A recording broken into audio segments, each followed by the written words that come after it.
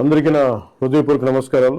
ఈరోజు ప్రతి పౌరుడికి సంబంధించిన ఒక ముఖ్యమైన విషయం గురించి మాట్లాడాలనుకుంటున్నాను. Freedom of speech and expression అనేది మనకి రాజ్యాంగం కల్పించిన ప్రాథమిక హక్కు. ఆ హక్కుని నేను గౌరవిస్తాను, ఎన్డీఏ ప్రభుత్వం కూడా గౌరవిస్తుంది. సోషల్ మీడియా ఇప్పుడు మన రోజువారీ జీవితంలో ఒక భాగం అయిపోయింది. మన అభిప్రాయాలను చెప్పడానికి, ప్రజా సమస్యల్ని ప్రభుత్వ దృష్టికి తీసుకురావడానికి, ఒకరితో ఒకరు అనుసంధానం అవడానికి, ప్రభుత్వాన్ని ప్రశ్నించడానికి ఇది ఒక శక్తివంతమైన వేదిక.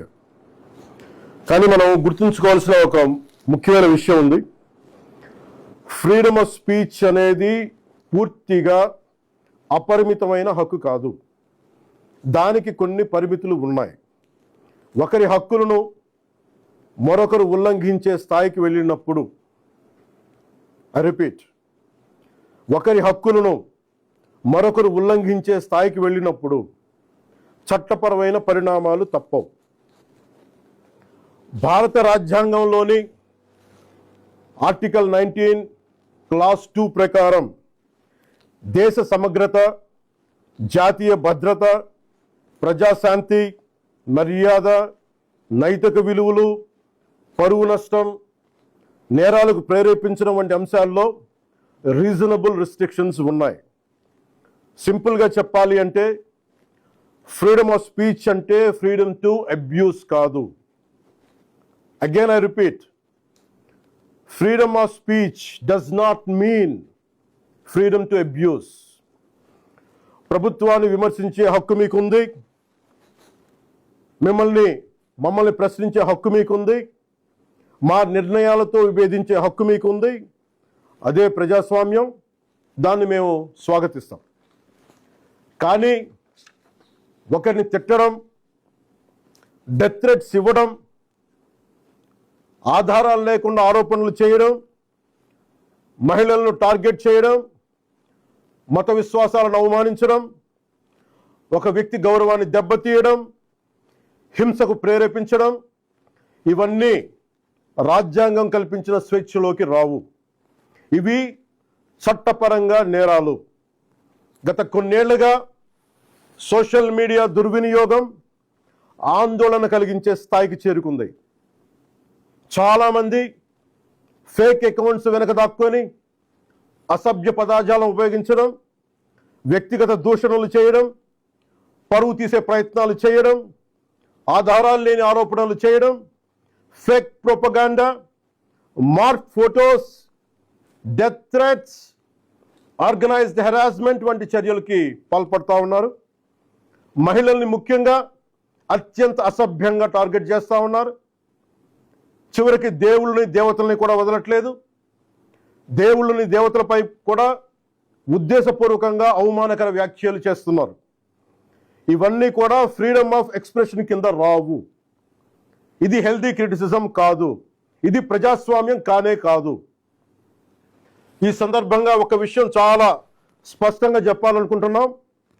Constructive criticism, fair comment, satire ఇవన్నీ ప్రజాస్వామ్యంలో భాగమే. విభిన్న అభిప్రాయాలను వ్యక్తం చేసే హక్కుని మేము పూర్తిగా గౌరవిస్తాం.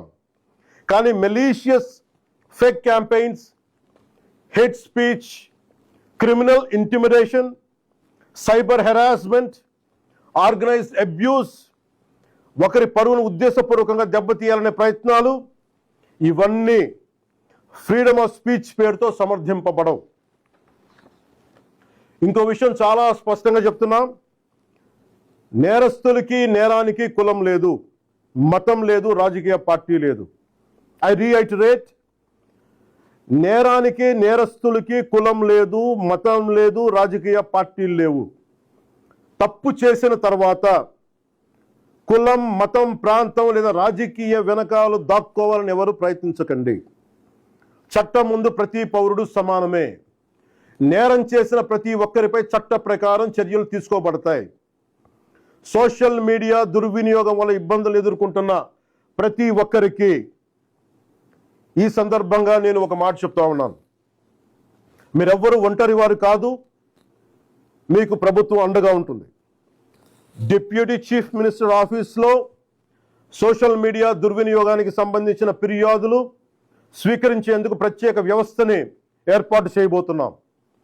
స్క్రీన్ షాట్స్, లింక్స్, వీడియోస్ లేదా ఇతర డిజిటల్ ఎవిడెన్స్తో ఫిర్యాదు చేయవచ్చు.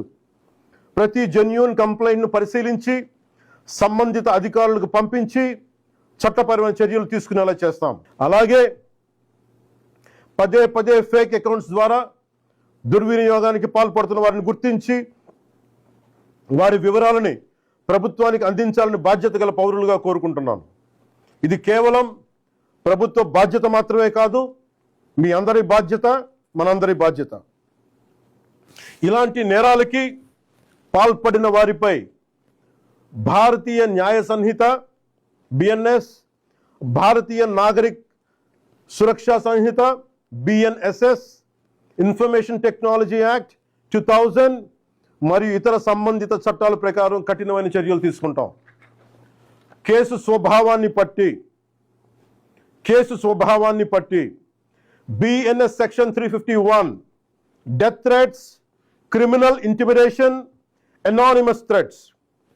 BNS సెక్షన్ 352 ఉద్దేశపూర్వక అవమానాలు, గొడవలకు ప్రేరేపించే వ్యాఖ్యలు.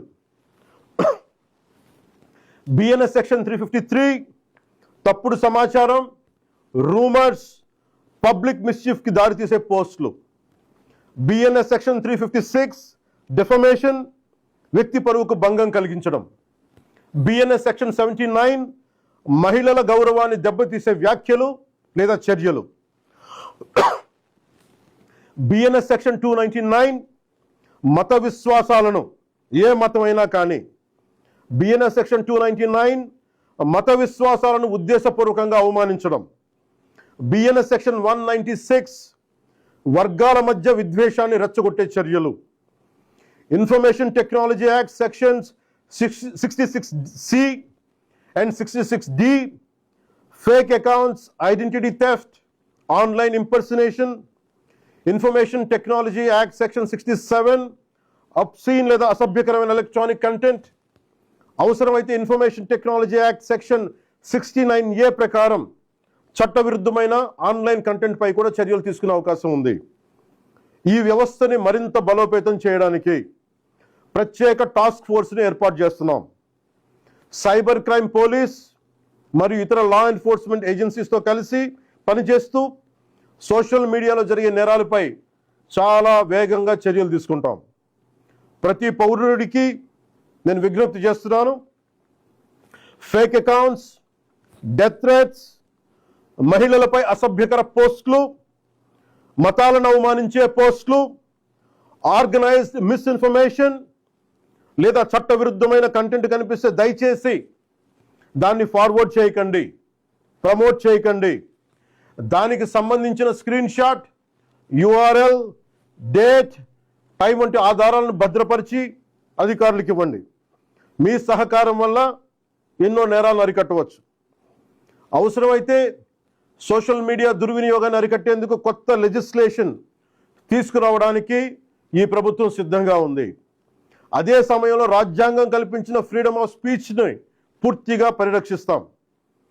చివరిగా ఒకటే చెప్తున్నాం, మన మాటల్లో బాధ్యత ఉండాలి, మాట్లాడే భాషలో గౌరవంగా ఉండాలి, స్వేచ్ఛకు జవాబుదారీతనం ఉండాలి. సోషల్ మీడియా మనుషుల్ని కలిపే వేదిక అవ్వాలి, విడదీసే వేదిక కాకూడదు. మమ్మల్ని ప్రశ్నించండి, విమర్శించండి, మీ అభిప్రాయాన్ని చెప్పండి, కానీ గౌరవంతో చెప్పండి, బాధ్యతతో చెప్పండి, చట్టాన్ని గౌరవిస్తూ చెప్పండి. అప్పుడే మన ప్రజాస్వామ్యం మరింత బలపడుతుంది. అలా కాకుండా మా ఇష్టానికి మాట్లాడతాం, మా ఇష్టానికి ఏదైనా అంటామంటే I promise you will face the legal consequences. Thank you. Jai Hind.